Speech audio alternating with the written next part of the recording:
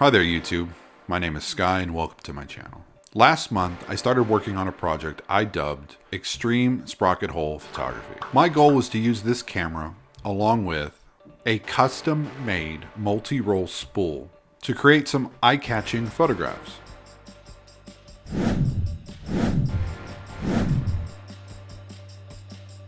The inspiration came when a friend of mine asked me if it was possible to run multiple rolls of film through the Cirkut camera at the same time. My friend is one of the few people I know with a number 16 Cirkut camera.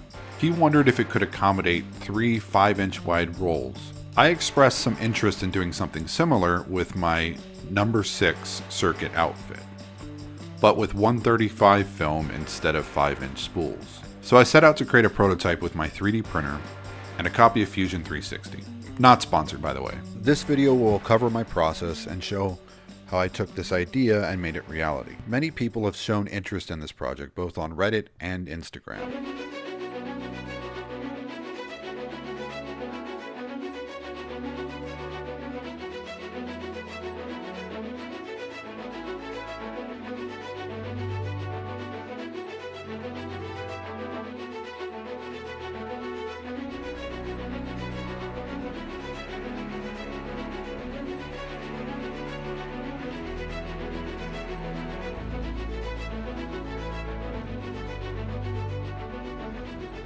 So I thought I'd make this video for them. I want to share the background story for my number 6 Cirkut Outfit camera and the steps I took to make it a fully functional working camera.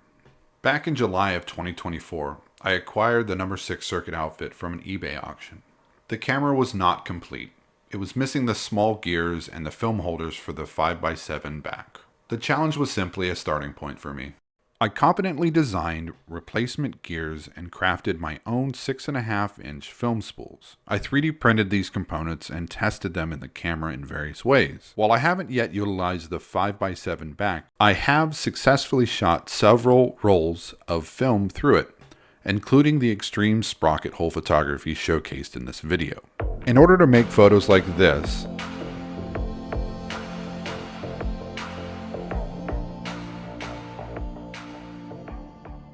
I needed to make some of these. To start, I took measurements of my existing Cirkut Outfit film spools.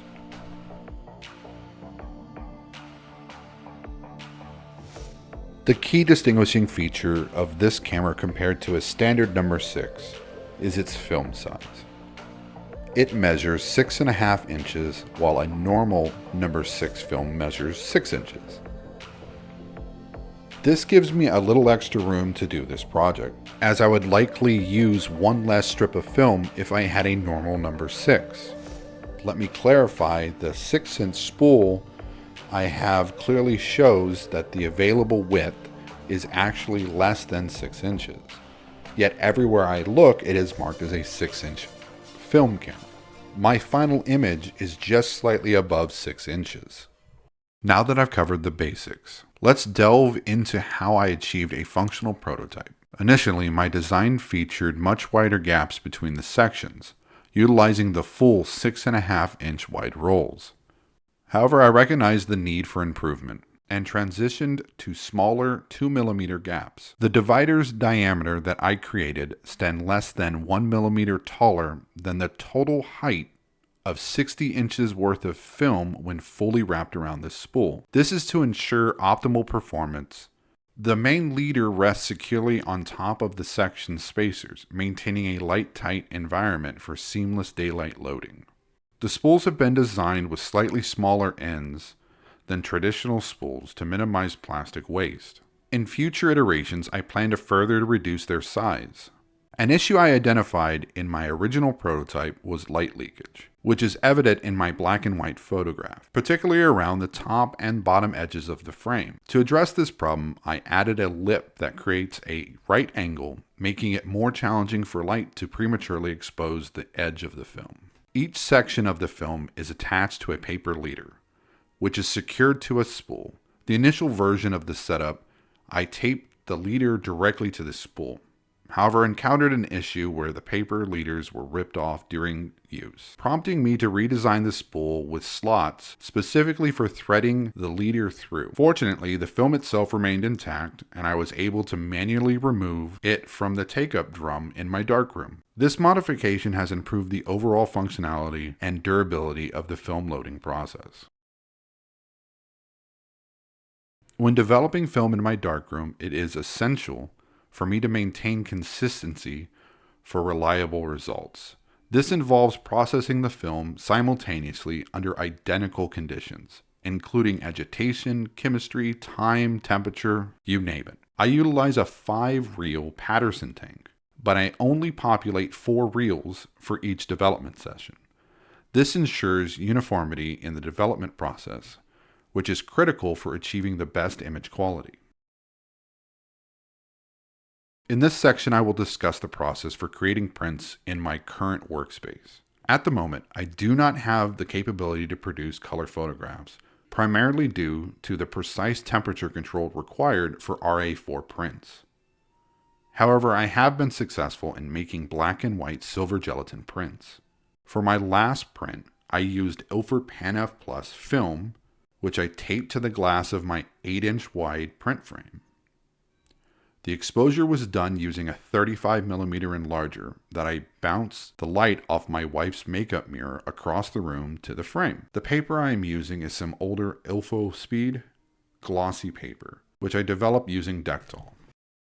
While I don't have plans to sell my current prints, I am actively working on more pieces that I intend to offer for sale in the future.